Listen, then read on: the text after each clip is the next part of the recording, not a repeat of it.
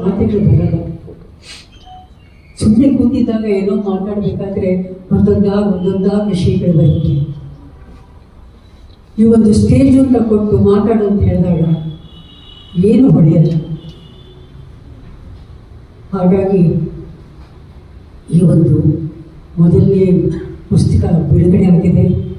ಎಲ್ಲರೂ ಓದಿ ತುಂಬ ಚೆನ್ನಾಗಿ ಬರೆದಿದ್ದಾರೆ. ಇವತ್ತು ಹೇಳಿದಂಗೆ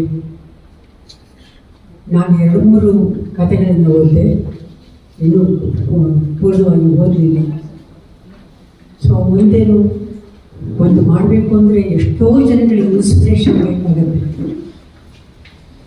ಸೊ ಅಂಥದ್ರಲ್ಲಿ ನಮ್ಮ ಪುಟ್ಟಣವಾಗಿ ಜ್ಞಾಪಕ ಬರುತ್ತೆ. ಅವರು ಬರಹಗಾರರು ಹೌದು, ಒಂದು ಡೈಲಾಗ್ ಕರೆಕ್ಟಾಗಿ ಬರಲಿಲ್ಲ ಅಂತ ಹೇಳಿದ್ರೆ ಆವತ್ತಿನ ದಿನ ಶೂಟಿಂಗ್ ಮಾಡ್ತಾ ಇರಲಿಲ್ಲ ಅವರು. ಅದು ಬರೋವರೆಗೂ ಒಂದು ವರ್ಡು ನಾನು ನೋಡಿದ ಅವ್ರನ್ನ ಒಂದೇ ಪಿಕ್ಚರಲ್ಲಿ ಋಣಮುಕ್ತರನ್ನು ಆ ಒಂದು ವರ್ಡ್ ಬರಲಿಲ್ಲ ಅಂತ ಹೇಳಿಬಿಟ್ಟು ಅವ್ರು ಪ್ಯಾಕಪ್ಪೇ ಮಾಡಿಬಿಟ್ರು, ಏನು ಮಾಡಿದ್ರು ಬರಲಿಲ್ಲ. ಸೊ ನೆಕ್ಸ್ಟ್ ಡೇ ಆ ಥರ ಒಂದು ಅಭ್ಯಾಸ ಅವ್ರಿಗೆ, ಒಂದು ಇಂಟ್ರೆಸ್ಟ್ ಇರೋರಿಗೆ ಆ್ಯಂಡ್ ಒಳ್ಳೆಯದು ನಟನೆ ಸಹ ಮಾಡಿಕೊಡು, ಅವ್ರು ತೋರಿಸೋರು, ಮಾಡಿ ತೋರಿಸೋರು ನಮಗೆ. ನಾನು ಅದನ್ನು ಮಾಡಿದ್ದೀನಿ ಅಂದರೆ ನನಗೆ ಇನ್ಸ್ಪಿರೇಷನ್ನೇ ಕೊಟ್ಟರು.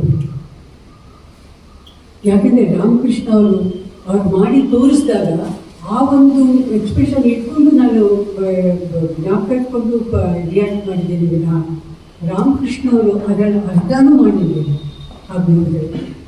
ಸೊ ಅಂಥ ಒಂದು ಜೊತೆಯಲ್ಲಿ ಅಂಥ ಸಾಹಿತಿಗಳು ಇದು ಎಲ್ಲರೂ ನೋಡಬೇಕಾದ್ರೆ ಬಹಳ ಸಂತೋಷ ಆಗುತ್ತೆ. ಸೊ ಹಾಗಾಗಿ ಈ ಒಂದು ಸಹಕಾರ ನಮ್ಮ ಮನೆ ಮೇಲೆ ಇರಲಿ, ನಿಮ್ಮ ಪ್ರೀತಿ ವಿಶ್ವಾಸ ನಮ್ಮ ಕುಟುಂಬದ ಮೇಲೆ ಇರಲಿ ಅಂತ ನಾನು ಕೇಳಿಕೊಂಡು ನನ್ನ ಮಾತನ್ನು ಮುಗಿಸ್ತೀನಿ.